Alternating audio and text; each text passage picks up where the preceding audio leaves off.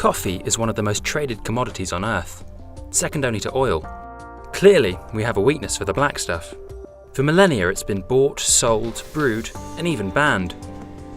With a retail value exceeding $70 billion per year, producers are struggling to keep up with consumer demand. This means prices are rocketing.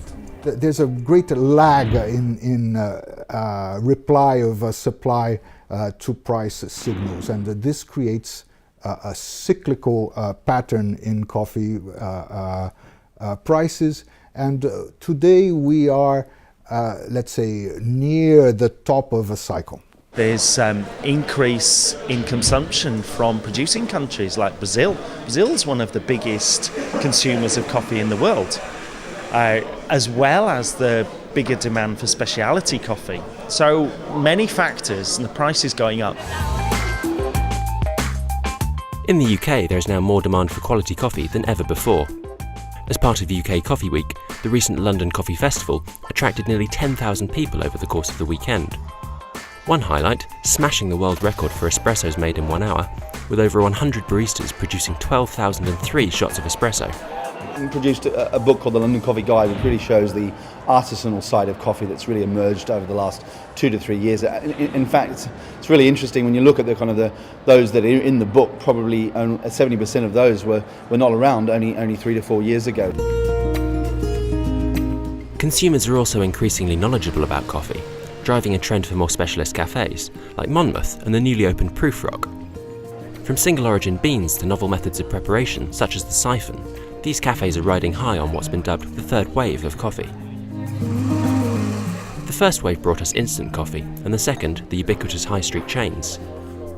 The third wave refers to a new breed of consumer, one far more interested in both what they're drinking and how it's been prepared. It's going to be not just a cafe. We want it to be a place where we can share information if customers want it. If they want to come in for a coffee, don't ask us questions, and just leave, that's wonderful. But if they want to go downstairs, have a little play on the machine, learn about coffees on the brew bar through different methods, that's wonderful too. And it's not just cafes. Making up nearly 5% of green coffee exports are sales to independent roasters, also riding high on the demand for better beans. I guess there's two ways to look at a market. You could look at London and say, no one buys nice coffee here, so it's pointless to open a good coffee house. Or you could look at it and say, we've got millions of people here, and there's no good coffee. I could open a coffee house and be very, very successful. And that's the model lots of places have taken. To have places like that are pushing change, it means that people can go in there and really enjoy something that they would never have experienced before.